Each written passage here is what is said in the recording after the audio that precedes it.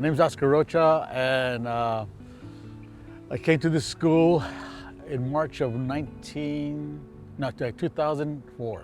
I got actually hired for a few years, and then we got laid off for a short time, and during that time, I was just doing side work. And then when it was ready to rehire, Wayne Cooper rehired me here in 2004 because he wanted me here because he liked me, and that was it. So it wasn't like I chose the school, the school chose me. And I noticed right off the bat, there was something different here. It was like everybody was having fun. The teachers, the students, it was really cool. And you could feel the vibe. It wasn't like, you had to look for it. It kind of hit you. Oscar's an institution first on this campus. I had just come out of college. I was working here for a year, and instantly, here's this guy, he's on a cart, and he always seemed to be the person that when we needed something done that was kind of outside of the box, he could figure it out. You figure out people who are pretty indisposable because everybody goes to them to ask questions. I heard about him before I met him, and he's kind of known as that guy that can kind of fix whatever and kind of do anything that maybe might not fall under a typical custodian job. He's very helpful in the sense that he kind of can do whatever you need him to do. He takes a lot of pride in his work, so when kids would be like sitting on a desk or something, which he probably just finished repairing, he would be letting them know what they should not be doing. The number one thing about Oscar, for people who don't know him, is that he's extremely funny. He's a goofball, right? But he's totally accepting of that. Like, he loves that. It's part of who he is, and it's part of his charm. Oscar is always kind of joking, laughing, making people laugh. He's well known for all of his different hats that he has. He always wears goofy hats, and so just throughout the school year, knowing it's Halloween or whatever event, I can always look and see that Oscar's got some kind of goofy hat or something on his cart. I was asked what started my hat thing, and I think I started in high school. My signature outfit was always blue jeans, a blue jean jacket, and a hat. I got my hat room here, and I also have a hat room at home. So it's a storage room, but that's just a deception. I actually have believe it or not, I have the old Bronco thing. If I really feel a little different, like I want to wear a lobster hat, then I'll get my lobster hat out. There are safety glasses on the hat. These are safety glasses, but they're also like sunglasses. Hey man, why don't you just get out of here, please?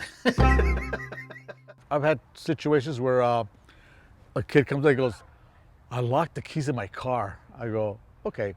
And I've developed some tools that I can actually break into the car under 3 minutes and get their keys out. We had a set of lockers, and the lockers were getting bent back by students, so you couldn't open them up or close them, and so then he would just go in.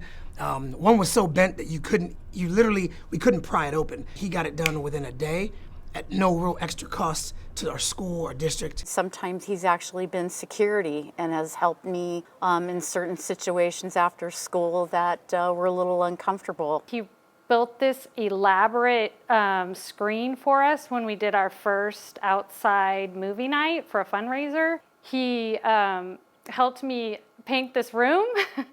When we had to shut down for COVID, I mean, he helped out in a lot of ways, helping to support teachers that felt like they wanted more protection. So he was doing stuff around the front office, putting up shields and things like that. I also see things that need to get done, repairs and stuff like that, and I know I could do them, and so on my spare time I would do it. I mean, repair fences, fix door locks, little things that I learned the skills in the military that really help out here.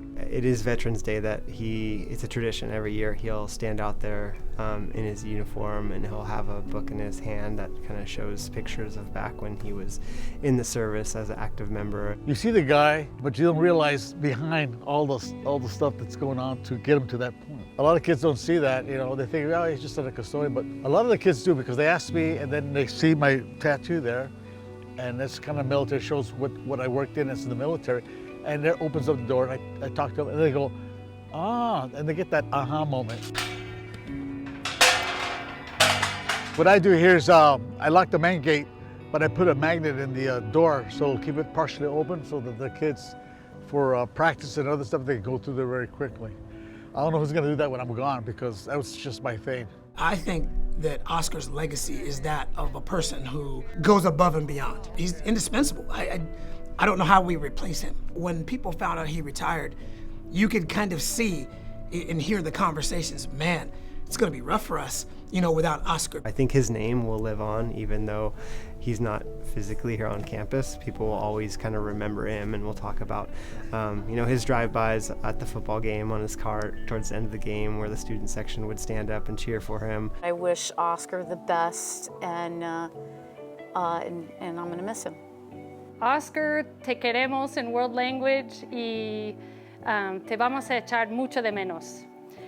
In honor of you, I have to put our 3 hats on. Go Spanish!